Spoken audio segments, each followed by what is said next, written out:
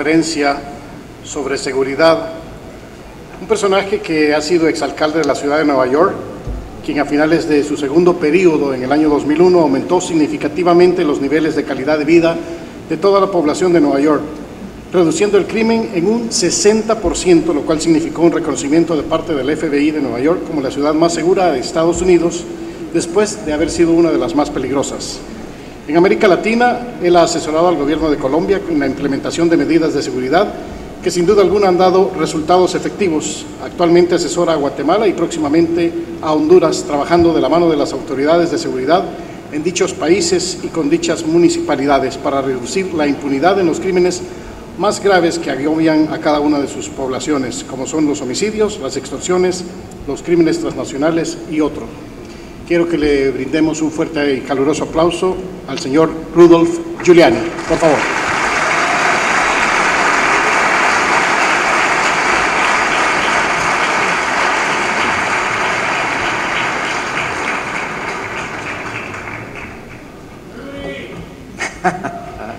Thank you very, very much. I appreciate that very kind introduction, and I'm very honored to be here. And I want you to know that I have a tremendous commitment and tremendous emotional commitment to the reduction of crime for very many of the same reasons that Jorge announced. Crime victims are ignored very often, and their families and their loved ones and their children have to live with the consequences of what happens when someone is murdered, someone is kidnapped. Now, I'm not here to tell you what is politically correct. You may not like some of what I say. I'm here to tell you, as best as I can, the truth of what our investigation and our inquiries into your system has revealed to us. Now, let me just tell you my background just a little bit. I know I'm probably best known as being the mayor of New York City, but before I was the mayor of New York City, I devoted 17 years of my life to law enforcement. I was an assistant United States attorney. I was in charge of the narcotics section of the United States Attorney's Office in the largest district in the United States, in New York. I prosecuted Colombian drug dealers when I was 27 and 28 years old as an assistant United States attorney in the 1970s. I was the United States attorney in the Southern District of New York for 6 years.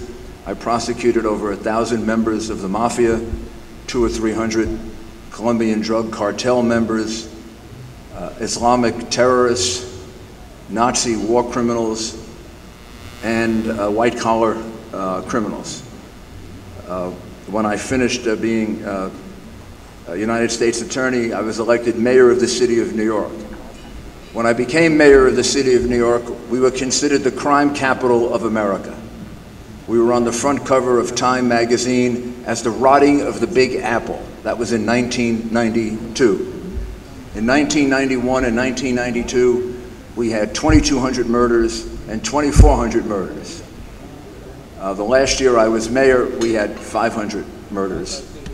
And last year we had about 350 murders. During the time that I was mayor, we reduced crime by approximately 65%. The city hadn't had those crime rates in 30 or 35 years. When I ran for mayor and said that I could reduce crime in America's crime capital, in the city that had the most crime in the United States, I was told it was hopeless. It couldn't be done. 5 mayors before me tried to do it, and they failed to significantly reduce crime.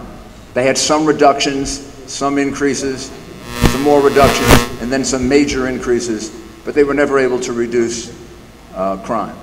We would kill thousands and thousands of people a year, and it was ruining a New York City as the most important city in the United States. I didn't believe it was hopeless.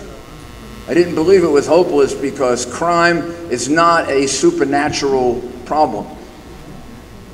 Crime is a problem of human nature. If it's a problem of human nature, it's a problem we can, if not solve, we can reduce. And there are a lot of things that have to be done to reduce crime. And I've worked now, since I've been out of office for 13 years, I've traveled to about 70 countries, and I've worked on reducing crime probably in 20 or 25 of those countries. Some with great success, some with some success, and some with not very much success. And I'm going to tell you the big difference between great success, some success, and very little success. All I can do is recommend. When I was the mayor,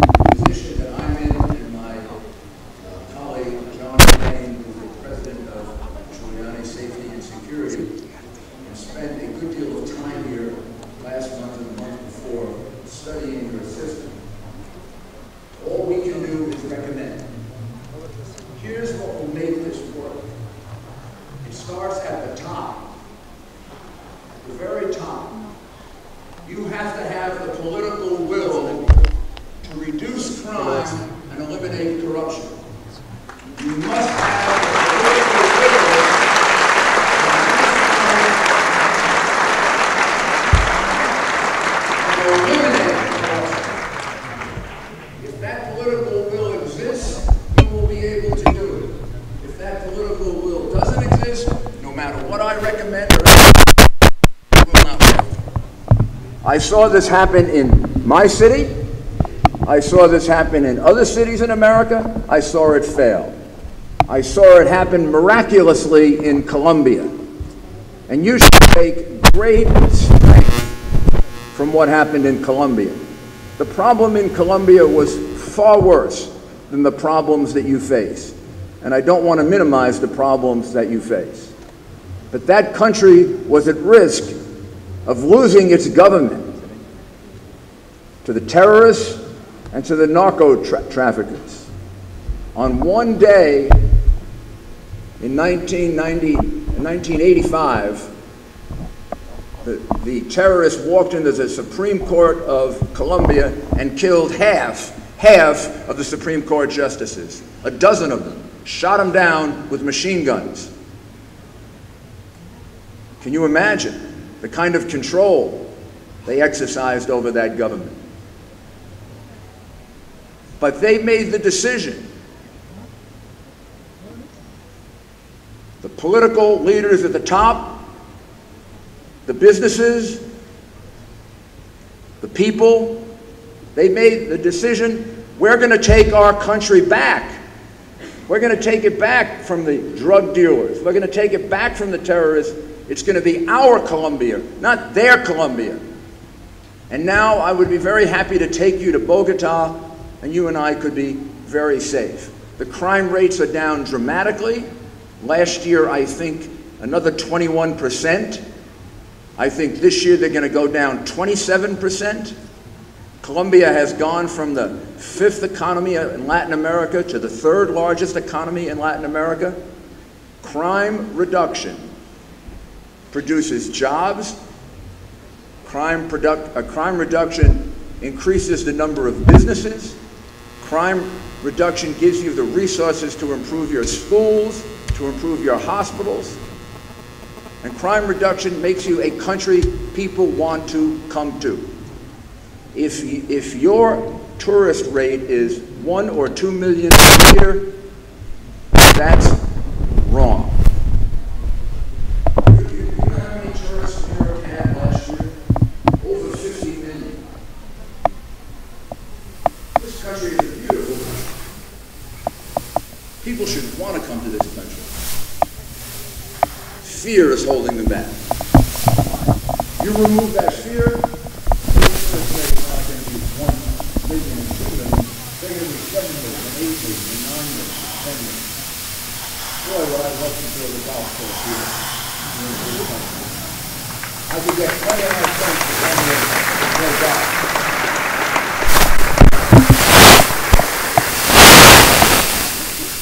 So let me thank all of the government, those that are here, all the members of the government that are here, and all the members of the government that cooperated so openly and transparently with John Gouvain and his team when they came here about a month ago to collect all of the material that went into our report. We couldn't have done this report without first their cooperation, and secondly, their honesty. And for that, I am greatly appreciative. And you should be, because that's the beginning of solving a problem, which is to face it honestly. And your government officials were very open, they were very direct. In some cases, when I tell you some of my conclusions, I won't tell you who said what, because I don't want to get them in trouble. But they were exceedingly honest. And for that, I have great respect for them. And thank you very much.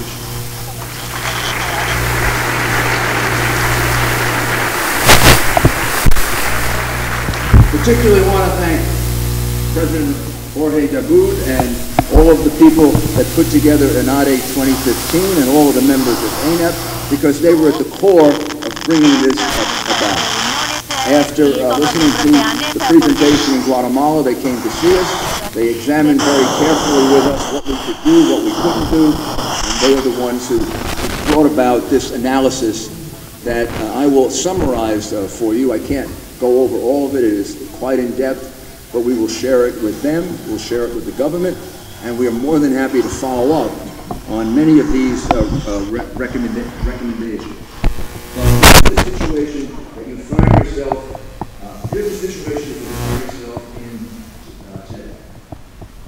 After all the work that's been done and all the efforts that we put into crime reduction, and I have tremendous respect for your police because they put their lives on the line every day to protect you. You are looking at a year that might be your worst year for murder in some time. The murder rate this year has gone up dramatically. It went up last year dramatically. Right now, as I speak, you have 1,538 homicides. Last year at this time, you only had 1,073 homicides. That's a very, very large increase in homicide. You began the month of May with over 30 homicides. If you continue at that rate, you will have more homicides in the month of May than we have in the entire year in New York. And we're 8 million people, and you're 6 million people. Those murders are disastrous. The numbers are frightening. The numbers should make you angry. The numbers should make you angry for what's happening to your country, and the numbers should make you cry for the people who lost their loved ones, who will never come back because they were murdered because things are out of control. And it should move you and push you to put things under control. You're also a country that is afflicted by an enormous amount of extortion, which is growing, and it's growing because of the control that the gangs have been able to acquire. The control they've been able to acquire in the prisons, and the way they've been able to use that control from the prisons, and then been able to organize extortion rackets outside of the prisons. And it is a crime that is growing in great significance, and in fact, may, without any doubt actually, affect more Colombians than even murder. And remember, you may be the entrepreneurs, but the people that are hurt the most by all of these numbers and all of these crimes are the poor people of Colombia, because they can't protect themselves. They can't defend themselves. The poor people of El Salvador, I'm sorry. Well, it's also true in Colombia. The poor people are the people that are harmed the most. It's true in my country. It's true in Colombia. It's true in El Salvador. Crime afflicts all of us. We're all touched by it.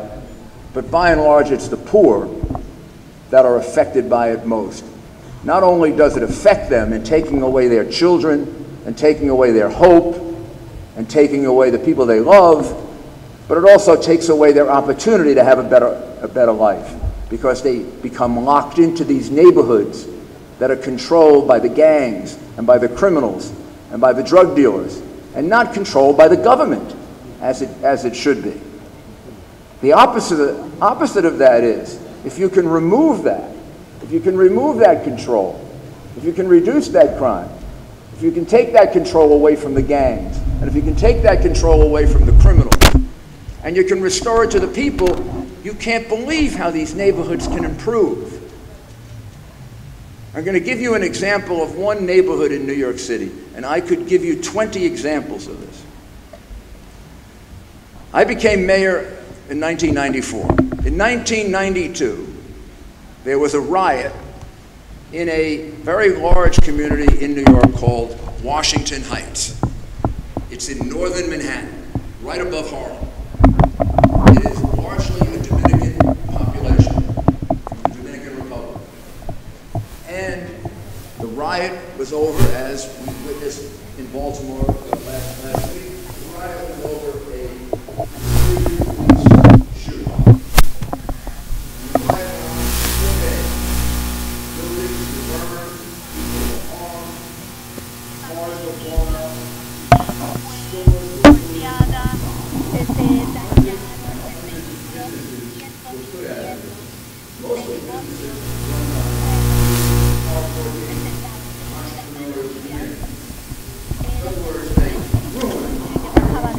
estaban arruinando su comunidad. En 1994 comencé un programa y les voy a explicar cómo le pueden utilizar en su país. Comencé nuestro programa de reducción de criminalidad.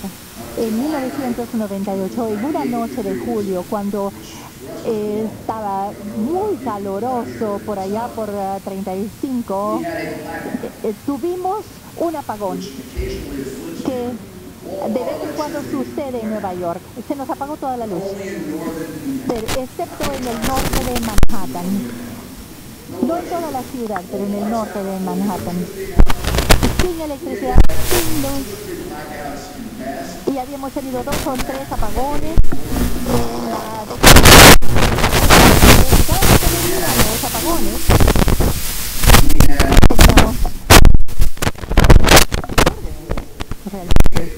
la gente lo utilizaba como oportunidad para romper las ventanas de tiendas y robarse lo que podían. Ropa, bicicletas, lo que había en las tiendas. Entonces, por supuesto, estábamos muy preocupados. Tuvimos un apagón en una comunidad que 5 o 6 años antes había tenido 4 días de desórdenes públicos y ahora no había electricidad. Estaba todo oscuro. La ciudad tenía un historial de estos desórdenes y toda mi noche la pasé en esa comunidad. El crimen esa noche fue más bajo de lo normal y no creo que hayamos tenido un crimen severo y la gente se comportó de una forma muy segura. Es la misma comunidad que 4 o 5 años antes había tenido esos desórdenes, que había reducido el crimen en 65%. Y habían llegado más negocios, la mayoría de la gente tenía empleos y la gente estaba esperanzada en su futuro. Esto solamente se puede lograr cuando usted reduce la tasa de crimen. Entonces hablemos de cómo lo podemos hacer. Para poderlo hacer, tiene que tener una filosofía y un plan.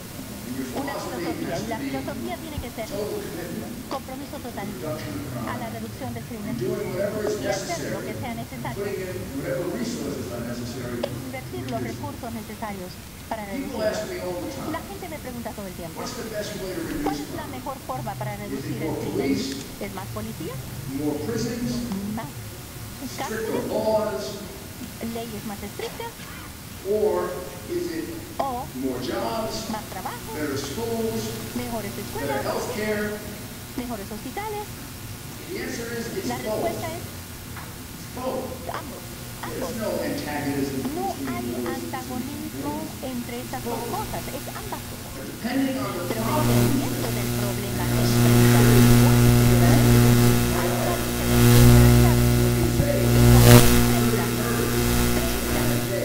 homicidios en 2 días y medio, cuando enfrenta la posibilidad de tener la mayor cantidad de homicidios que nunca antes, cuando enfrenta un alto nivel de crimen como enfrenta aquí en El Salvador. Entonces la prioridad es defender la reducción de crimen. Tiene lograr que este país sea relativamente seguro.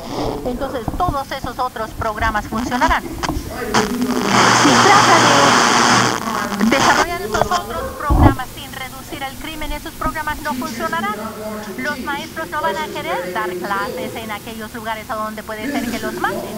Los negocios no van a querer tener sus negocios en lugares a donde tal vez se los queden o sean disparados.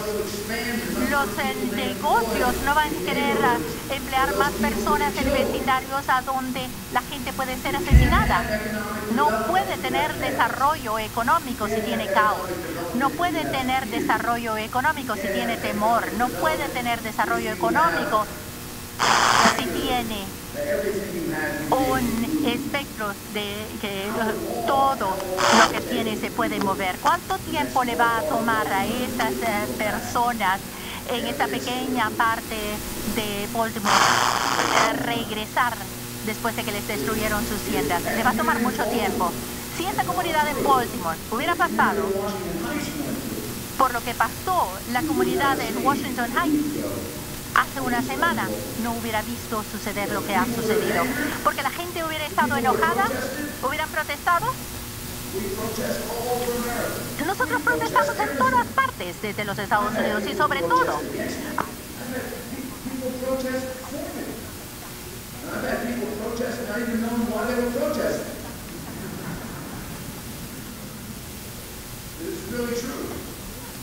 First year that I was mayor, I had to cut the budget by 5%.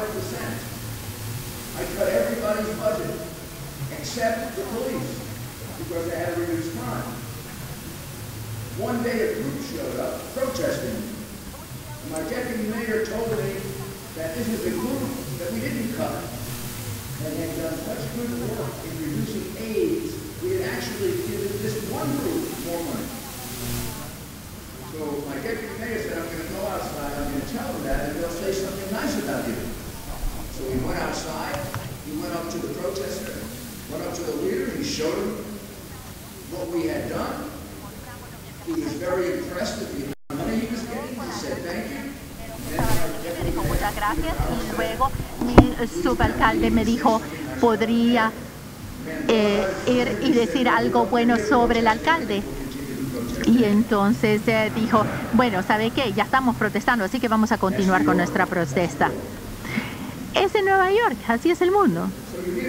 Entonces necesita una filosofía, también necesita un proceso, y un proceso, el proceso que necesita es el programa Comstat. Ahora, ya tienen de nuestros estudios los integrantes para el programa Comstat. Comstat lo que hace es medir el crimen y mantiene estadísticas del crimen. Tienen que ser exactas, porque si no son exactas, entonces puede tomar una decisión equivocada. El programa Comstat reporta el crimen.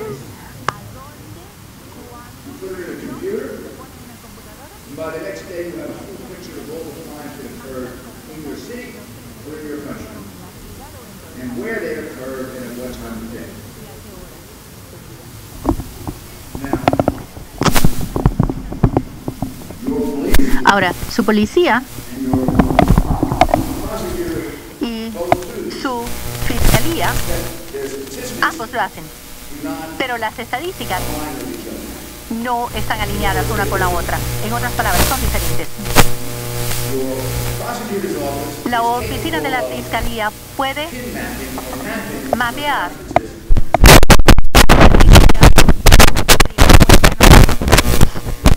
y hacer del programa. Todos los jueves a las 8 de la mañana. Todos los jueves a las 8 de la mañana. Durante 8 años. De hecho, el profesor, el señor Blomberg, que lo siguió durante 20 años, se reunía con todos los comisionados de la policía y veían todas las cifras de los crímenes. Y demostraba cuál era el aumento o la disminución en asesinatos, o el aumento o disminución en asaltos, en robos o de carro, aumento o disminución. Y le mostraba también a dónde sucedía, a qué hora del día. Y luego podía determinar le podía determinar para la policía dónde estaban sucediendo estos crímenes, y tomaba decisiones en base a estas estadísticas. Bueno, si pudiéramos, y con mucho gusto les ayudamos, podemos ayudar a la policía y a la fiscalía para tener un sistema para ambos. Echar un mejor vistazo a cómo se recolecta esa información y por qué asegurarnos que está correcta. Que estar correctas, porque si están incorrectas van a estar en el lugar equivocado de la ciudad, mientras los criminales están en el otro lado. Les voy a dar dos ejemplos. Uno que se relaciona a mi experiencia y otro que dramáticamente se relaciona a su experiencia. Después de comenzar con el programa Comstat, decidimos que queríamos echarles un vistazo a nuestros subways, a nuestros subterráneos, que son los equivalentes a mucho crimen. Y parece que como nuestro metro atraía mucho crimen, y durante 30 años nuestros líderes políticos, era bien popular decir: vamos a parar los crímenes en el metro poniendo un policía en cada vagón. Y casi teníamos realmente un policía en cada vagón. Y esto es lo que descubrió el programa Comstat. 75% de los crímenes sucedían en la plataforma del metro, no en el vagón del metro. Entonces el crimen sucedía en la plataforma y los criminales le decían adiós a los policías que iban en los vagones de los trenes del metro. ¿Qué se necesita para reducirlo? Casi nada se necesitaba. Solamente mover, sacarlos de los vagones y que se pusieran en las plataformas. Y cuando los criminales entraban a los vagones, entonces entraban los policías también a los vagones. Pero fue el Comstat, el programa Comstat, que lo mostró. Y no lo mostró 5 semanas después, o 6 semanas después, o 7 semanas después. Se lo mostró al día siguiente, o en el peor de los casos, la siguiente semana. Es una posibilidad de tener información en tiempo real. Ahora, ustedes lo saben. Entre 60 y 70% de los crímenes en El Salvador suceden en lo que yo llamo el área metropolitana de San Salvador. ¿Sabían ustedes que solamente el 20% de la policía está asignado a esas áreas? ¿El 65% de los crímenes acá?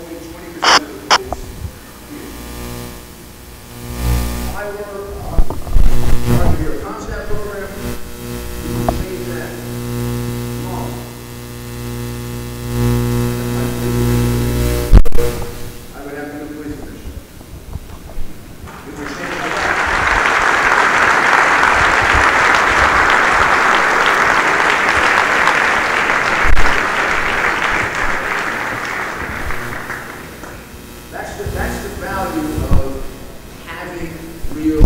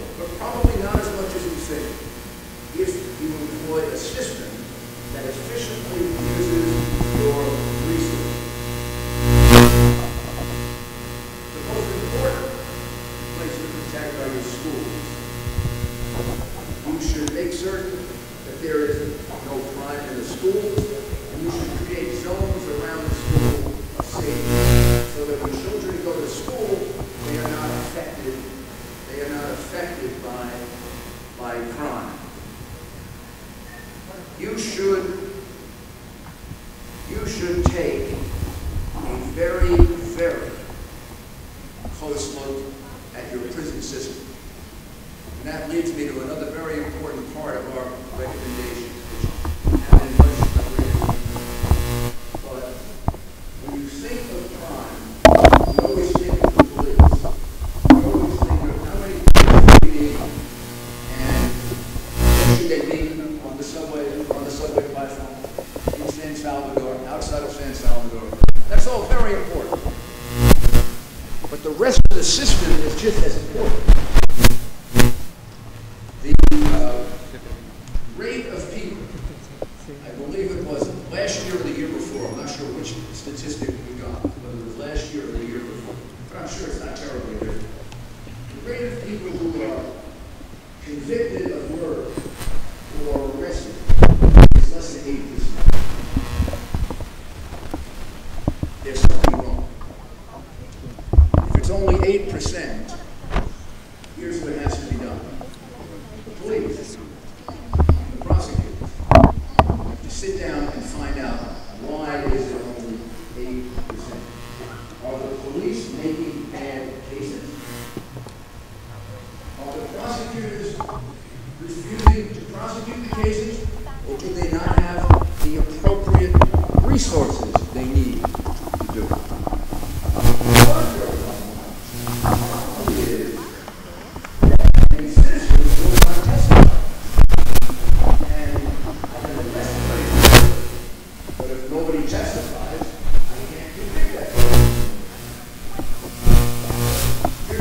Entonces, eso es lo que tienen que hacer para poder resolverlo.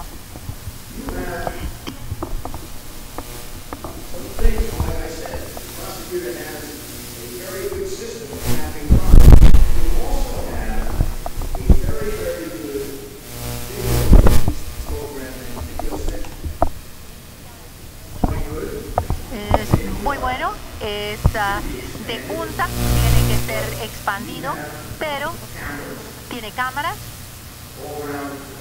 en todas partes del país. Y de nuevo, proporcionalmente no tiene tantas cámaras en San Salvador. Si veo el porcentaje de crimen y de cámaras, el porcentaje de cámaras en San Salvador probablemente anda por allá del 40, 50, 60% menos de lo que hay en el resto del país. Pero sí tiene un muy buen centro. Muchos de los crímenes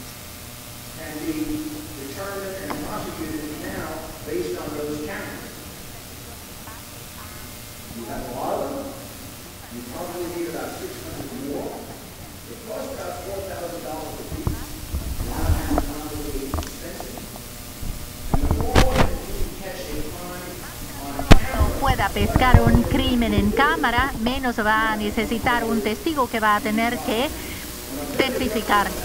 Y les voy a contar algo sobre crimen y cámaras. Las cámaras.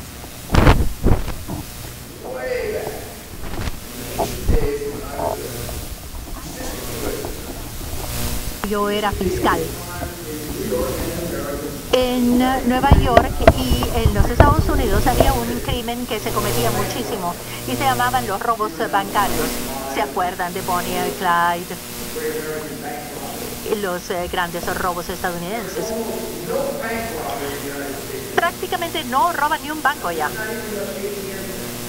Ni siquiera muchos cajeros automáticos. ¿Y saben por qué? Porque pusieron cámaras en los bancos.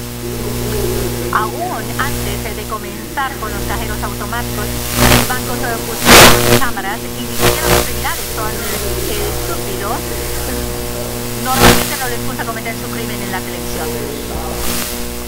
Entonces, ¿dejaron de robar bancos?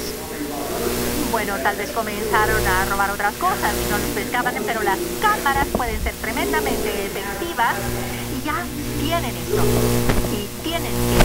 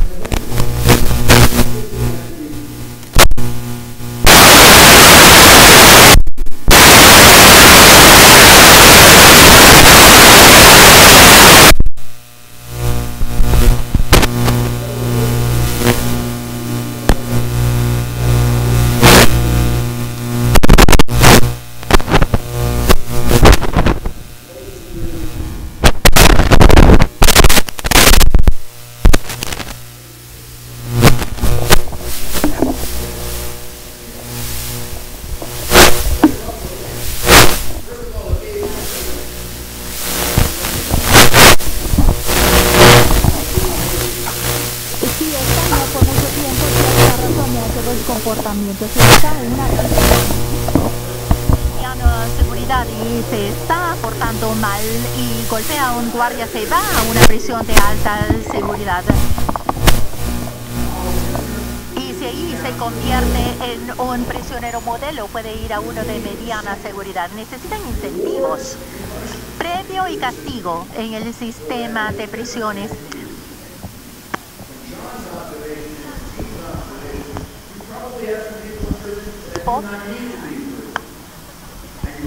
O necesitan estarlo. Y hay muchas otras personas que necesitan estar en la prisión que no están en prisión.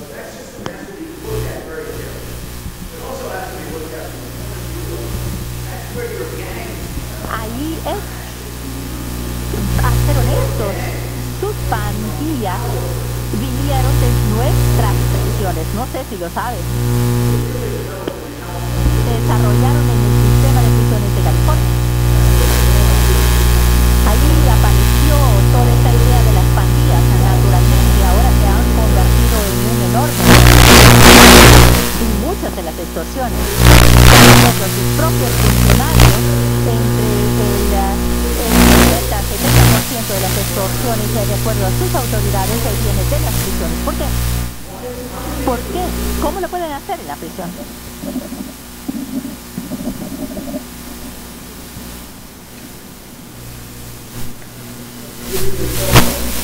Este es un teléfono celular, si no lo pueden ver. No voy a proponer solo un producto y ojalá nadie me llame. Tienen teléfonos celulares en la prisión. Bueno, tiene dos soluciones a esto. La solución número uno es que las compañías de celulares cancelen sus teléfonos cuando están en la prisión. Y número dos, el día que entran a la prisión se los quitan y no lo reciben hasta que salen de la prisión. Y pueden hacer al día de un teléfono público. Pero ¿qué está haciendo un prisionero con un teléfono celular en la prisión?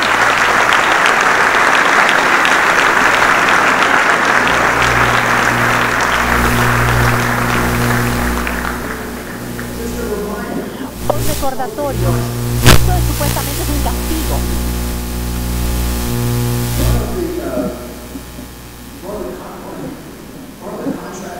Uno de los contratos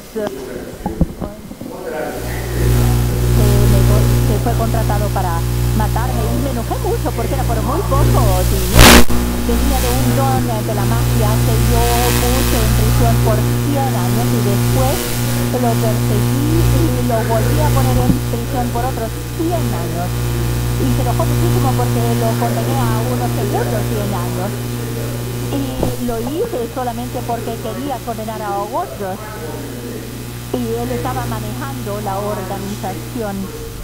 Y él era Haman, la culebra pérsico. No le gustaba que le llamaran así. Y lo llamaba a juicio a cada rato porque se ponía bien pesado cuando estaba en juicio. Y él manejaba su organización desde la prisión. Estaba en una prisión de mediana seguridad. Y entonces lo tomé y lo puse en solitario. Solo podía salir 1 hora diaria. Una de esas horas ordenó el contrato para matarme por $200,000. Y todas las conversaciones de la prisión las llevamos a la corte. Y este idiota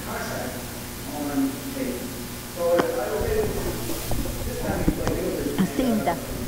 Y esta vez sí se declaró culpable y recibió otras 100 años. Y la vez que me enojé es que el primer año que fui fiscal había habido un contrato por $800,000 para matarme. Yo creo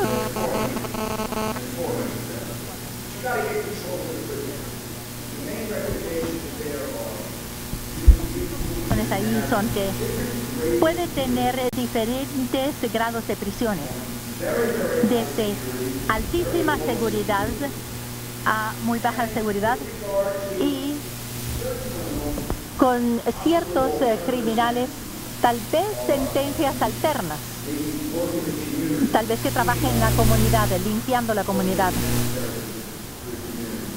haciendo trabajo que es necesario. Hemos tenido muchos problemas con el graffiti. Cuando se les tomaba 3, yo los sentenciaba a 5 días, 10 días, 20 o 30 días limpiando graffiti. Pero no quería llenar mis cárceles con gente que estaba pintando graffiti. O si era su casa y era la que pintaban, entonces usted se iba a enojar. Tiene que comenzar a introducir otras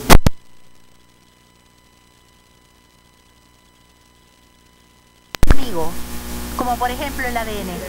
El ADN es 99.9% exacto en su identificación como una huella digital. Hemos podido resolver muchos crímenes en los Estados Unidos y hemos podido liberar algunas.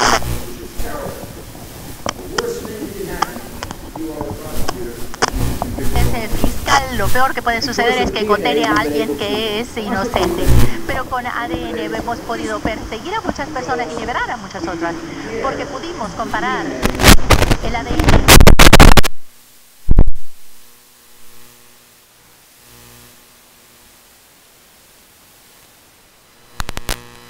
Recolectamos el ADN.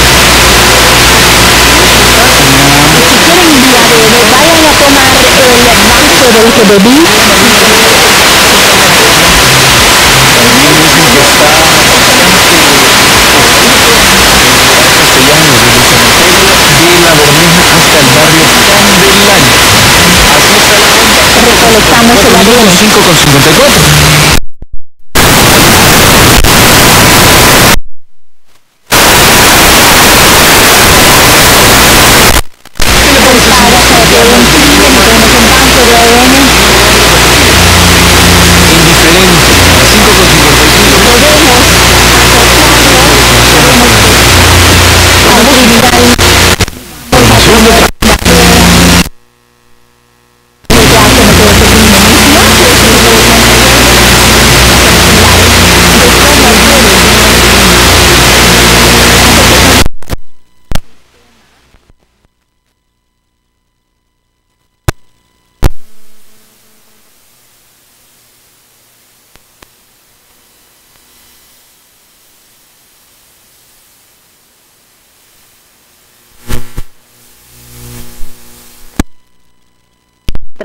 La policía, el fiscal y el gobierno les demuestra que está hablando en serio de sacar a estos criminales de la sociedad, más personas se van a acercar y los casos van a crecer exponencialmente y no va a necesitar tanto el ADN y las cámaras, y su tasa de crímenes como resultado va a disminuir, que es también una razón porque tiene que funcionar medicina legal.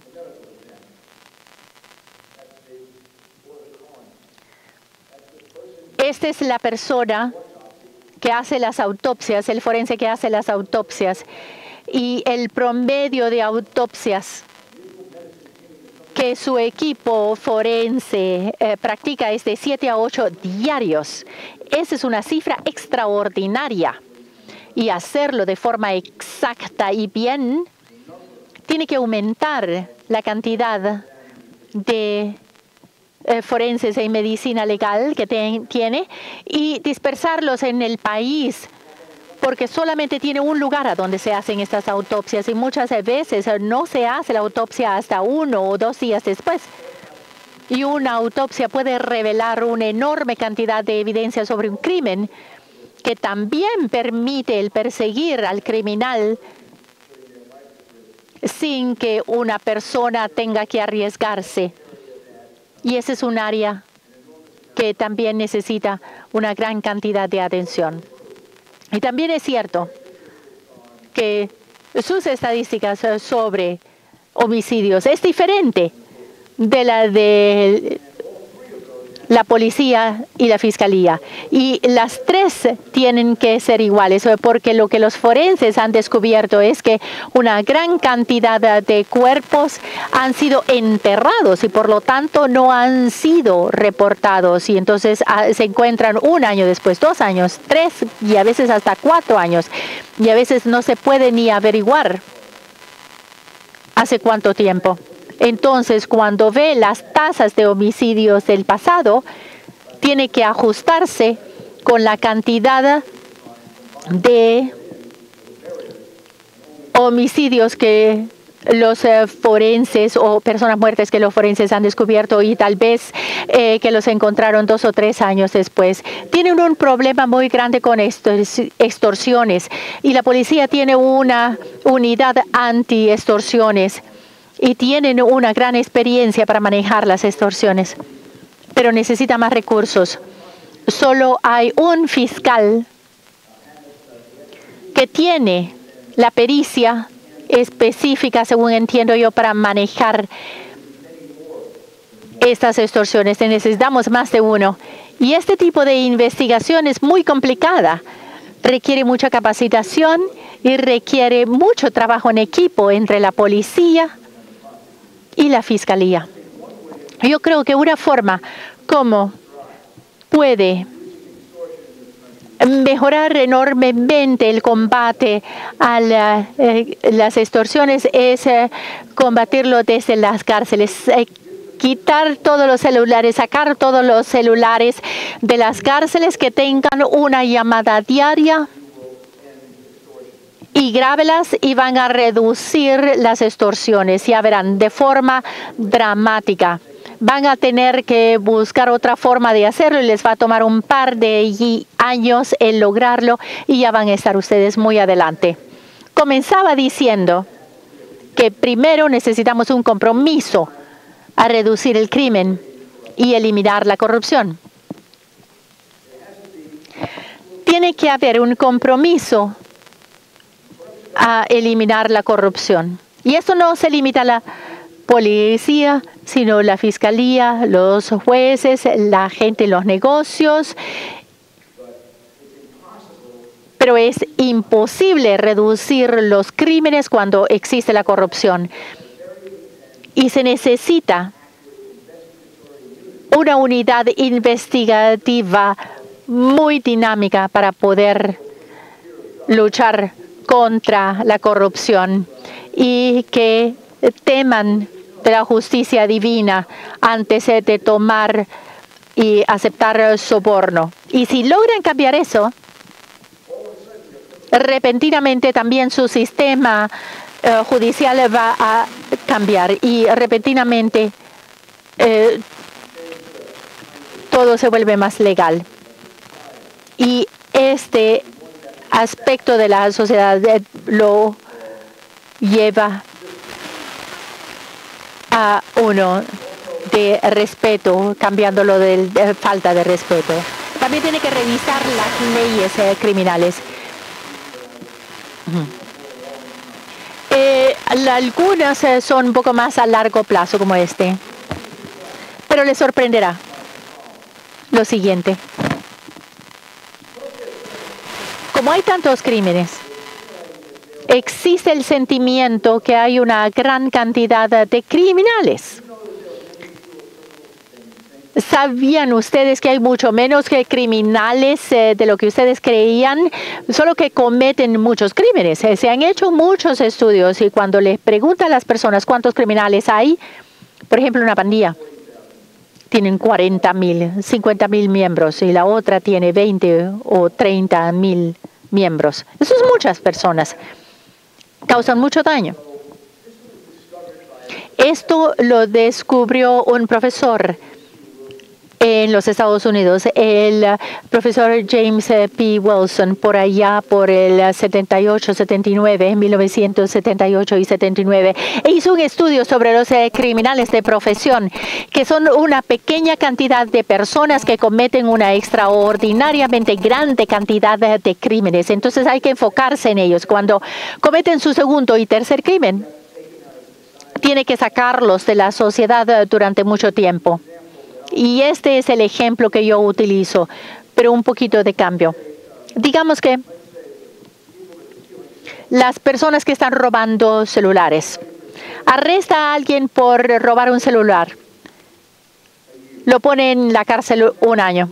Sale 2, 3 años y luego comienza a robar celulares otra vez. Y en esos 2 o 3 años, ¿sabe cuántos celulares va a robar? 10 diarios, 20 diarios, 30 diarios. Piensen en estas estadísticas, cómo subieron. Y si lo pone en prisión 4 años, probablemente va a prevenir ese aumento. Y cuando estamos hablando de crímenes violentos es peor, porque un criminal violento no comete un crimen violento una vez al mes, sino que diario, o 2 diarios, o 3 diarios.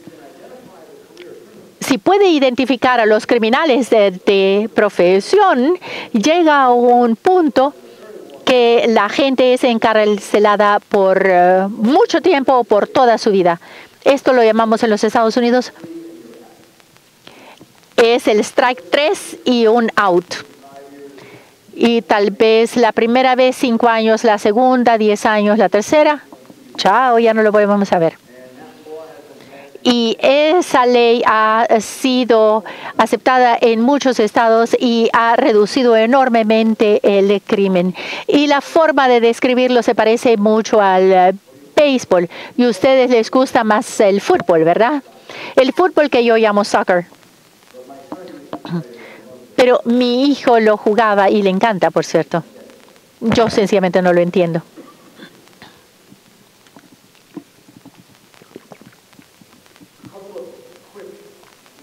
Un par de sugerencias rápidas.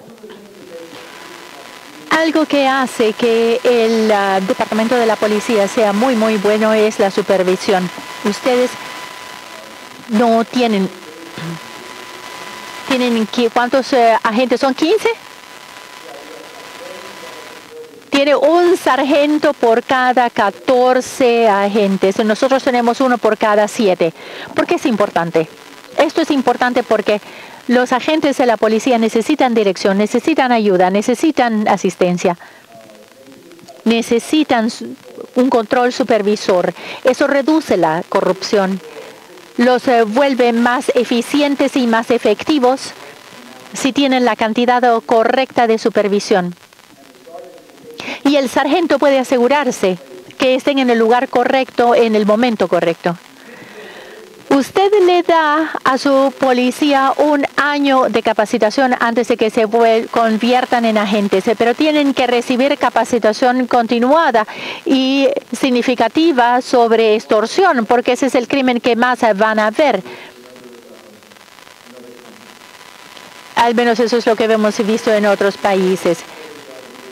Tiene que tener también un centro de manejo de emergencias que sea de punta. Y tienen un centro de videos que me impresionó. Está muy bien desarrollado. Tiene muchísimas cámaras, pero solamente 50 en San Salvador y 450 en el resto del país. Entonces tiene que aumentar la cantidad de cámaras en San Salvador. Tiene la capacidad de aumentarlo.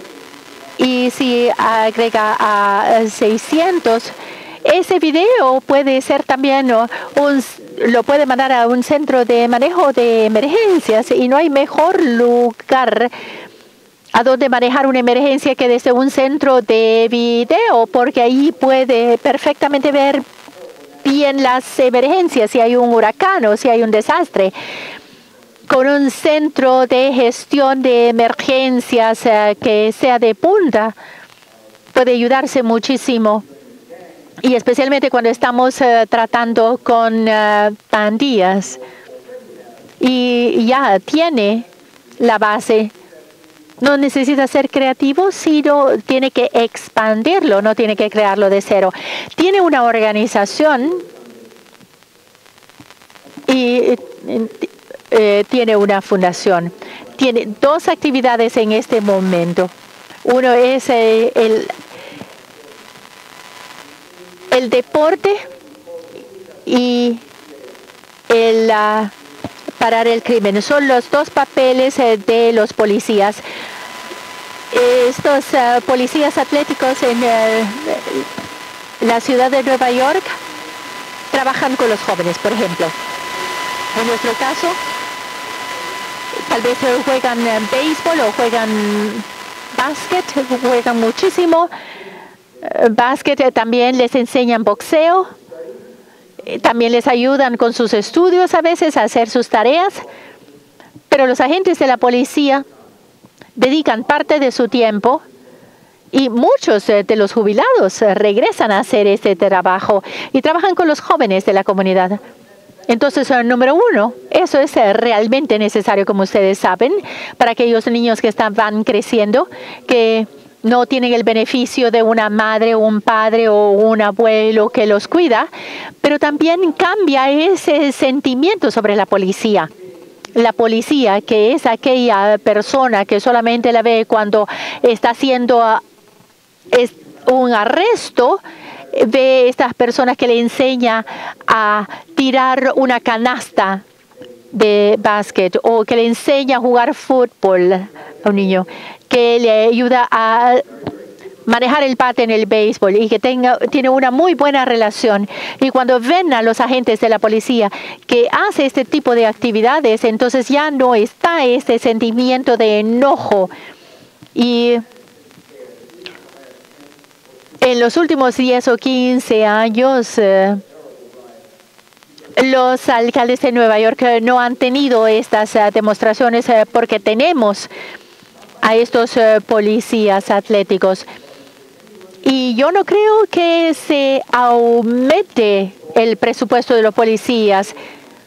Yo creo que recolectan dinero de los negocios, que los negocios recaudan dinero y va a la policía y dedican su tiempo para trabajar con los jóvenes de la comunidad. Y ese programa lo tienen, el inicio, y a los negocios les recomiendo que lo apoyen porque puede tener resultados a muy largo plazo. Y otra cosa que puede parar el crimen es el Crime Stoppers, porque eso le enseña a la gente, la comunidad, que alerte a la policía cuando está sucediendo un crimen. Y hay muchas otras recomendaciones en este libro que tengo acá y espero que sea estudiado. Sé que no todas van a ser seguidas, también no tenemos todas las respuestas, pero muchas. Y las más importantes con lo que empecé. La voluntad política al nivel más alto para reducir el crimen de forma dramática y retirar a estas pandillas que no deberían tener el poder que tienen. Este poder sobre los ciudadanos. Ellos no han sido elegidos por nadie, no han sido seleccionados por nadie, no son aprobados por nadie. Cuando usted vive en un vecindario que es controlada por una pandilla como esta, es como una dictadura, porque así es como funciona. Entonces es su obligación liberar a su pueblo del control que tienen estas pandillas sobre ellos. Y la única forma de hacerlo, estos son criminales de profesión. Hay que arrestarlos, perseguirlos, sentenciarlos, no por un periodo corto de tiempo, pero por largos periodos de tiempo, y ponerlos en prisión de forma que no puedan continuar cometiendo sus crímenes desde la prisión. Y créanme, eso se puede lograr. Y lo segundo que necesita es un programa Comstat que funcione. Y necesita a su policía, la fiscalía, sus jueces y el sistema carcelario, que todos funcionen como un sistema y que trabajen sobre la misma página, por así decirlo, y que se reúnan. Y cuando yo tenía este problema, yo me sentaba con la gente involucrada y les pedía que me contaran un lado por qué creían que tenían la razón y los otros por qué creían que tenían la razón, y tratábamos de buscar una respuesta entre medio. están tratando de hacer su trabajo bien, pero necesitan apoyo para lograrlo. Cada recomendación que he hecho se ha implementado en alguna parte. La mayoría en Nueva York, pero en algunos lugares no en Nueva York, sino en otras ciudades de los Estados Unidos, o tal vez en México, o en Bogotá, o en Kiev. Y todas han funcionado. No hay razón por qué creer que estas cosas no van a funcionar. Esto no quiere decir que van a funcionar de la noche a la mañana. Y no quiere decir que van a dar resultados que no pueden revertirse si uno se aleja. Hay que mantenerlos. Entonces, esto lo hicimos durante 20 años en Nueva York. 20 años. ¿Lo cambiamos un poco? Mi sucesor Michael Bloomberg lo mejoró, hizo más. Y 20 años hemos tenido de reducción del crimen todos los años, ya llegando a un 80%. Nunca hemos tenido un año que haya subido el crimen y hemos bajado de 2.400 a 350. Y ojalá este año sea así de bajo o más bajo, no estoy completamente seguro. He visto que funciona en Nueva York. Y la gente va a decir, no funciona en Nueva York. Si funciona en Nueva York, no necesariamente funciona en los otros lugares. Pero lo he visto funcionar en otras partes, con ciertos cambios. Y Comstat no está diseñado solamente para un cierto tipo de crimen organizado, o de pandillas, o de extorsiones. Y no está diseñado solamente para hurto de vehículos. Está diseñado para decirle a usted contra qué tiene que luchar y para mostrarle a dónde está cometiendo los errores, para poder ubicar a la policía en el mejor lugar y también para colocar las cámaras en los mejores lugares a donde se necesita el énfasis. No podemos saberlo todo nosotros, por eso es que tenemos estas maravillosas cosas que se llaman computadoras que nos hacen parecer más inteligentes de lo que somos. Entonces, ¿por qué no nos volvemos tan inteligentes como los criminales? Nos organizamos bien y como estamos del lado correcto, ustedes saben lo que va a suceder cuando la gente se une y hacen lo correcto. Y este país es un país maravilloso, con recursos naturales fabulosos, y una belleza física increíble, y esta calidez, y gente amable, decente, creyente de Dios. Fui a la iglesia ayer cuando había misa en inglés, y hasta me siento mal que no fui a misa en español para ver cuánto de mi italiano y de mi latín recuerdo. Yo era un monaguillo mucho antes de comenzar en trabajar en la fiscalía, y probablemente me convertí en fiscal porque quería poner en práctica después y defenderme de todas estas monjas que me regañaron por haber hecho cosas mal. Ustedes se deben sentir orgullosos de su país, de las cosas por las que han pasado, por lo que han logrado, su independencia, su libertad, y ahora tienen que extraer a los más débiles entre ustedes, que se dejan de llevar por una dictadura. Aquellas personas que no tienen el tiempo, el dinero o los recursos para estar acá, son aquellas personas que son afectados más profundamente por lo que está sucediendo. Y estas son las personas por las cuales ustedes deben hacerlo. Y cada salvadoreño va a tener una oportunidad de tener una vida digna. Gracias y que Dios los bendiga.